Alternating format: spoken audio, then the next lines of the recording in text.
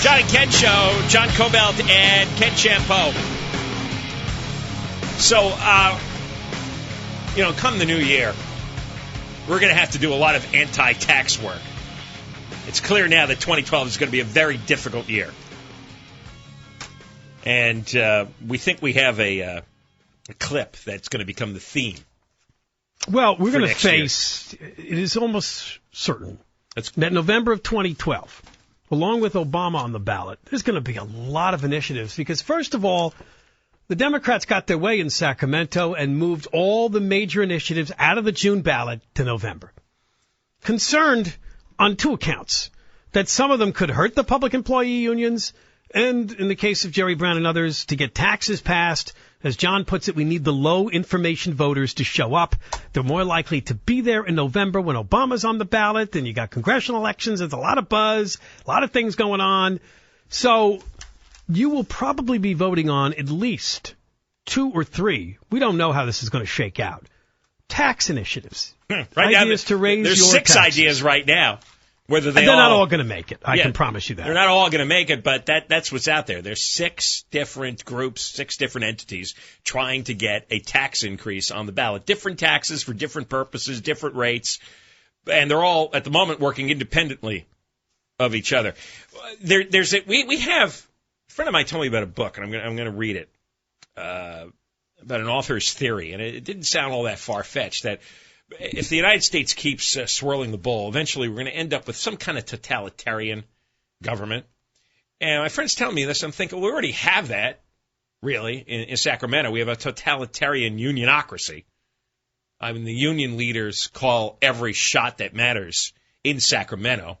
Our wishes don't matter. Nobody cares what we think. Legally, we have ways to stop them through a referendum, for example. But the decisions on whether to put taxes on the ballot is entirely in the hands of the unions. It's not Jerry Brown, even the Democratic legislature. They're merely the puppets. They're the employees of the unions. And so it's our job to tell you what these totalitarian union thugs want to do. And what they want to do is come up with all kinds of complex schemes that come down to the same thing. You pay money, they enrich themselves and their union members. And this includes all the unions, teachers union, whatever, the prison guards union, the cubicle workers union, all the riffraff unions that enrich themselves. The SEIU, they enrich themselves off taxpayers. It's simple. That's exactly what we have. There is not a functioning democracy the way you're taught it in high school. We do not have that here. We have a totalitarian unionocracy. And this is the beast that we're going to have to fight.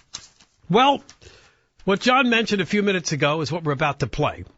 And it is Jerry Brown telling you in his own words he is against increasing taxes. Let's listen. There is a feeling that some citizens in California are not paying enough. My own view is that as you open the door to new taxation, that you encourage and expand an accelerating form of government that is already quite excessive. And given the position of California as the number 2 state with respect to taxes behind New York, I think we should not follow that road. And it's a question of what will come out of the legislature, whether I can get the budget out, and whether or not the people will be cooperative. But I will tell you, I am going to exert every effort I have to block the effort to increase taxes. Jerry Brown. Doesn't sound the same. That's because it's 1977. 1977. Which is a year before Prop 13, which kind of surprised me because I thought he became an anti-tax zealot after Prop 13 passed, and he realized he needed to win the election that year, and he glommed on to the anti-tax. But this is from, I believe it's, is it March? Anyway, it's sometime in 1977. But remember, the year before Prop 13 passed. Clay, do you still have that clip of Jerry Brown? I think we used it as a tax open for a while, where he was on CNN and he was talking about how you have to lie in order to get elected. Oh, I think that was 92 when he was running for president or something. Yeah, you still have that clip? Is that lying around? All right, when you find it, let me know. Because, I mean, that to me was the clarity moment with Jerry Brown. But you know what was key in that clip we just played?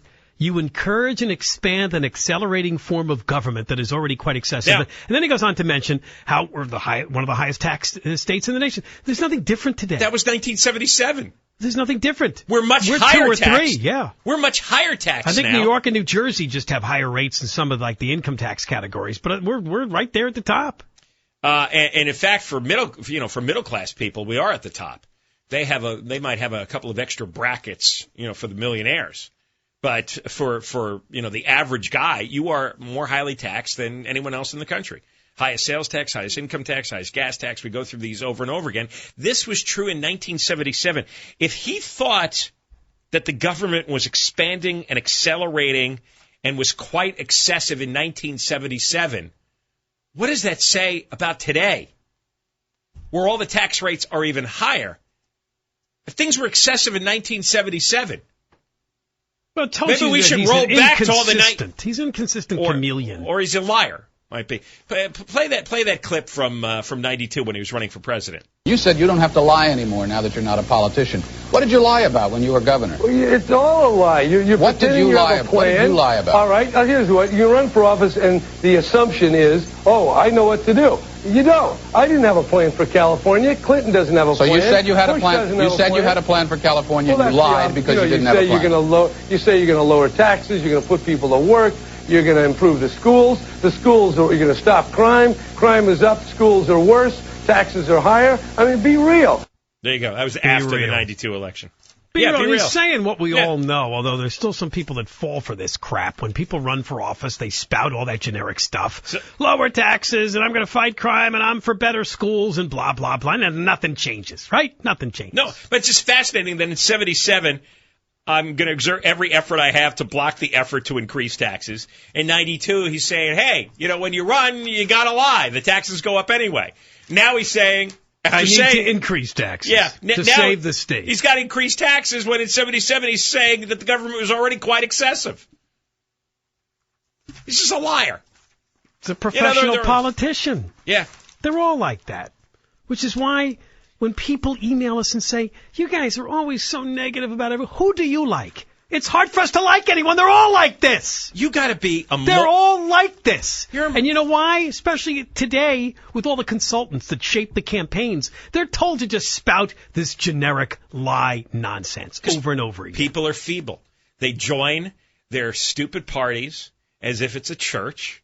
They create a belief system in the parties and the ideology and the people who run for office. And once they emotionally invest in these ideologies, they're brain locks. They're really brainwashed, and you cannot get to them. If you were to run for governor, John, and that won't happen, but you were to sit there to debate and say, you know what, the schools suck, they're overloaded with illegal immigrants who can't speak English, I give up, the teachers make too much. I don't know. That would appeal to some people listening, but most would be like, my God. You know what? I would love... Everybody would go for the fainting couch. Let me tell you, I would love to do one campaign like that. I really would. It's kind of a little fantasy I have. Running for governor and saying everything I say on the radio, because everything we say is true. On all the positions. That's right. I'll say everything that I've said for years on the radio. I do not need any consultants. I wouldn't have any. I wouldn't listen to anybody. I'd have no staff. I'd simply go around campaigning and telling everybody the truth, if for nothing else, just to see what happens. Just to see what kind of dynamic it creates in the world. And what a breath of fresh air it would be. Yeah. I mean, I know people would hate, a lot of people would hate hearing the truth. And people who ran against me would quote everything I've said on the radio and turn it into negative ads. I wouldn't care. Everything I said because I meant it. I mean it.